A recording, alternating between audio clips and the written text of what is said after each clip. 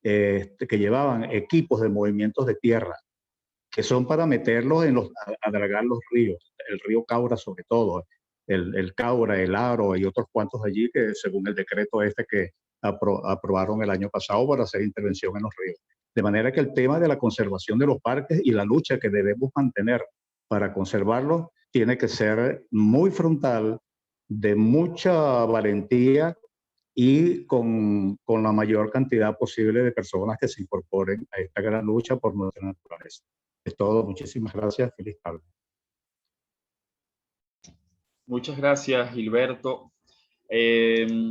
Podemos darle, si no hay más nadie en la palabra, darle el derecho a las intervenciones de los presentadores para ir cerrando. Nosotros solo quisiéramos hacer un énfasis en un par de cosas, en la necesidad de que estos espacios de encuentro nos permitan articular en esa diversidad de organizaciones y ciudadanos preocupados por, en este caso particular, por el parque, que sé que además es una preocupación genuina en relación al resto de ecosistemas del país y de la región en realidad, ¿no? Estos espacios puedan generar, además del intercambio, estas posibilidades de acciones conjuntas tan necesarias en el país ante una crisis institucional muy, muy fuerte, ¿no? Digamos, la carencia que estamos viendo en el país en relación a canales institucionales, legales, para mediar ante este tipo de situaciones, cómo no solo impulsar, sino proteger ese tipo de contextos, ¿no?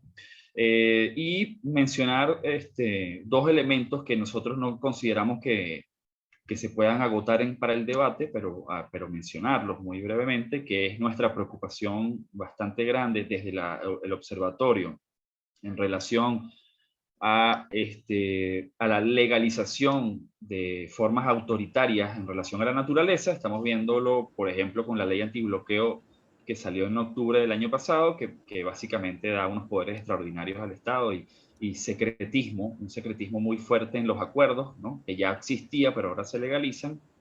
Y la ley de zonas económicas especiales, que nos preocupa sobremanera, y sobre la base de la experiencia pasada en otros países, ¿sí? Que son dramáticas en términos de desregulación ambiental. Existen trabajos de investigación publicados desde otros países sobre los impactos ambientales que se han dado en zonas económicas especiales, ¿no? Por las lógicas de desregulación, sin hablar del tema laboral.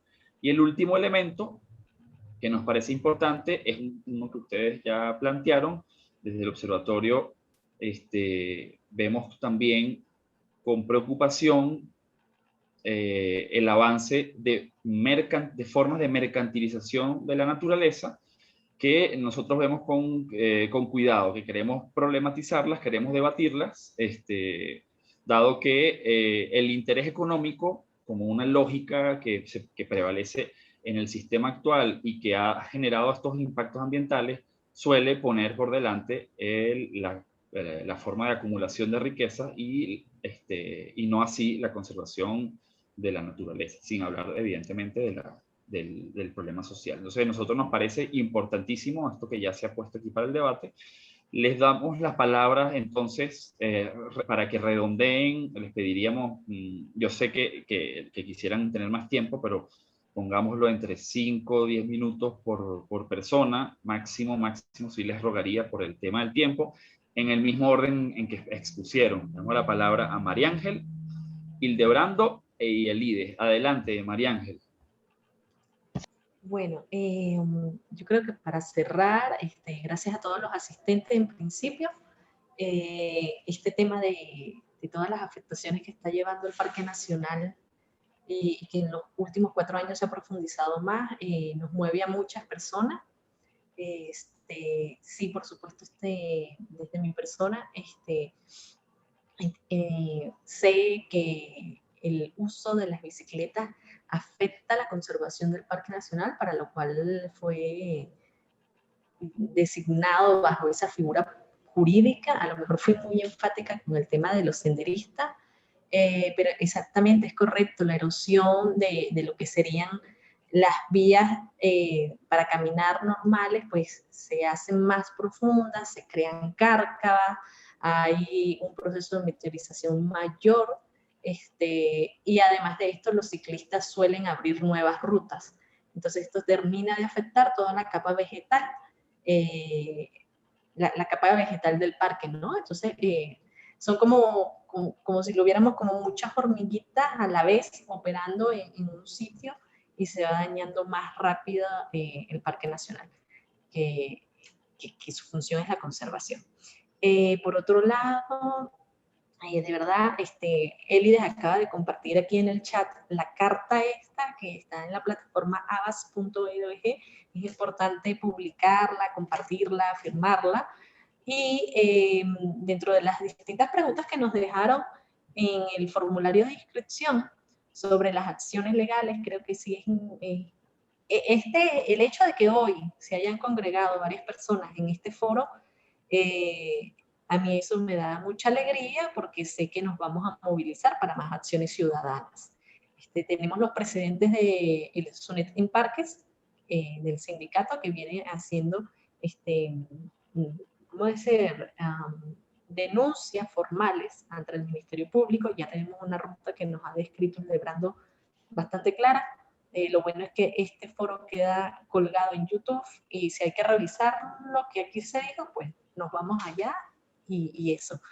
Invitar, y que esto nos sirva para invitar a más personas a unirse a siguientes actividades y acciones ciudadanas para la preservación del parque, recordando así que no solo está ocurriendo en el Guaraíra Repano, el Ávila, sino que esto está pasando en muchos otros parques. Esto llamo yo a esa incidencia voraz de el gobierno venezolano contra las áreas protegidas. Entonces tenemos que estar muy atentos de la preservación del ambiente, porque al final sin ambiente no hay nada. Y bueno, muchas gracias, Emiliano. Le doy el turno a Hildebrando. Y hasta luego y buenas tardes a todos. Okay. Bueno, buenas tardes. Gracias, María Ángel. Yo quiero rápidamente, primero responder la pregunta que hizo una persona, creo que era de Holanda, no sé de qué país, no recuerdo en este momento, que hablaba sobre la conexión entre los parques nacionales y los sistemas urbanos. Evidentemente, si no conoce nuestro país, bueno, se hace un poco complicado, pero lo que quiero señalar es lo siguiente. El sistema de parques nacionales en Venezuela fue concebido en un principio, digamos, la óptica fue para la protección de nacientes de agua, cuerpos de agua, y esos cuerpos de agua están directamente vinculados con todo un sistema de presas, ¿ok? Y de represas que se construyeron desde mediados de la década de los 40 en Venezuela para abastecer a las principales ciudades del país. Lo primero que quiero señalar entonces es que hay una interconexión directa entre el Parque Nacional, el embalse o la represa y el abastecimiento de agua potable a la ciudad. Hoy en día sabemos que el 83% del agua que llega a las ciudades, a las principales capitales del país, depende del sistema de parques nacionales. De la misma manera, el 40% del agua que llega a los parques, que se utiliza, para fines agrícolas también depende en buena parte del sistema de parques nacionales. O sea, en términos de planificación ambiental, en términos de ordenamiento territorial, hay una clara interconexión. En el caso venezolano, quizá en otros países no funciona así, pero en el caso venezolano, repito, la gran mayoría de los parques nacionales están directamente vinculados con la generación de servicios ambientales, de los cuales se garantiza, repito, tanto la producción agrícola como el bienestar humano en los sistemas urbanos industriales. Eso por un lado. Por otro lado, quiero rescatar nuevamente entonces los dos conceptos a los que hice referencia, el concepto de utilidad pública y el concepto de interés público. Entiéndase bien, la utilidad pública se refiere no porque el parque fue declarado de utilidad pública, significa que todo el mundo lo utiliza bajo una visión mercantilista. Yo no tengo nada en contra de la actividad comercial, al contrario, un poco lo que dice el doctor Carlos Rivero Blanco pone en evidencia que eso siempre ha estado ahí y no se tiene nada en contra. Incluso con el mismo ingeniero Gilberto, yo he participado en estudios de impacto ambiental de actividad minera. ¿Ok? como conocedor del tema, pero tengo un posgrado en esa área y, o sea, no se trata de una defensa aférrima, pero tenemos claro, repito, el concepto, la perspectiva que tiene la figura de Parque Nacional, ¿ok? Que como lo dice el doctor Carlos Río Blanco, se hacen parques específicos para el tema de los ciclistas. Bueno, que les hagan su parque específico para el tema de los ciclistas, no inserto dentro de un parque nacional, porque el Parque Nacional, repito, tiene desde el punto de vista jurídico, desde el punto de vista de su concepción política, filosófica, doctrinal, objetivos de creación y de manejo completamente distintos, que se rigen, repito, bajo la óptica de que se debe mejorar, de que se debe aumentar la superficie de protección como tal y no desmejorarla, ¿ok? Basta simplemente ver un cuadro de Manuel Cabré, lo que pintaba Cabré a lo que es el parque hoy en día, después de 50 años de su declaratoria, y por lo tanto, repito, en función de los avances doctrinales que hay en el campo del derecho ambiental, se requiere actuar de manera precautoria, ¿ok? A los fines, repito, así no se tenga la certeza científica, se quiera poner en duda, aunque hay elementos por demás suficientes que evidencian que sí hay impacto por la actividad de la bicicleta. Aún ante eso, el Estado, y en este caso, la administración pública debe velar por el interés público, ¿ok? Y el interés público, repito, atañe o responde entonces al interés que está establecido en el artículo 127 de la Constitución, que es el deber y el derecho de proteger el ambiente en beneficio de sí misma y del mundo futuro. Y finalmente, vuelvo a reiterar que ya hay precedentes. Hay dos precedentes bien interesantes. Uno, donde se logró la nulidad, ¿ok? La paralización y la nulidad de una propuesta de plan de ordenamiento y reglamento de uso. Y hay un salto cuántico mucho mayor cuando entonces esa figura que ya estaba establecida de reserva forestal fue modificada, se produjo un reordenamiento legal para darle entonces la categoría de parque nacional como figura insignia, como figura representativa, la más relevante incluso a nivel internacional para lograr objetivos de conservación. Bajo esos dos preceptos que están plenamente establecidos, repito, que están en la doctrina jurídica venezolana, ¿ok? Bajo dos elementos adicionales, que es el principio de la inversión de la carga de la prueba, donde en tal caso los ciclistas serán los que tienen que demostrar, ¿ok? Y no el Estado venezolano que tenga que esmerarse en demostrar. Ese es uno. Y el otro, que también hay una sentencia del TCJ donde se reconoce el principio de la carga dinámica de la prueba. Y la carga dinámica de la prueba es un principio jurídico que establece que se puede otorgar la responsabilidad de la carga de la prueba a aquella institución, a aquella organización, a aquel grupo que tenga las mayores capacidades para demostrar que eso es cierto. Y nosotros contamos con los profesionales, con los técnicos, con los académicos, con los científicos suficientes para mostrar y evidenciar que esa actividad sí es depredadora, que esa actividad sí contamina, que esa actividad va en contra de todo lo que significa los objetivos de creación y manejo de un parque nacional en Venezuela. Eso es todo. Adelante, Lides. ¿Elides está? Ah, que quizás se cayó. Sí, se cayó. Le cayó y no había podido Bueno. entrar. Muchas gracias a todas. Primero, por supuesto, a los expositores. Nuevamente, excelentes exposiciones. Como ustedes lo pudieron ver, hemos grabado el debate, la discusión, lo vamos a tener disponible en breve en el canal de YouTube del Observatorio de Ecología Política. Y bueno, evidentemente el debate continúa, hay visiones diferentes y también seguramente ganas de accionar en relación a y al conjunto de problemas ambientales que tenemos, como el arco minero del Orinoco y otros ecosistemas en amenaza, en gran amenaza. Les enviamos un fraternal abrazo, muchas gracias por su asistencia y nos mantengamos en contacto. Gracias por su asistencia.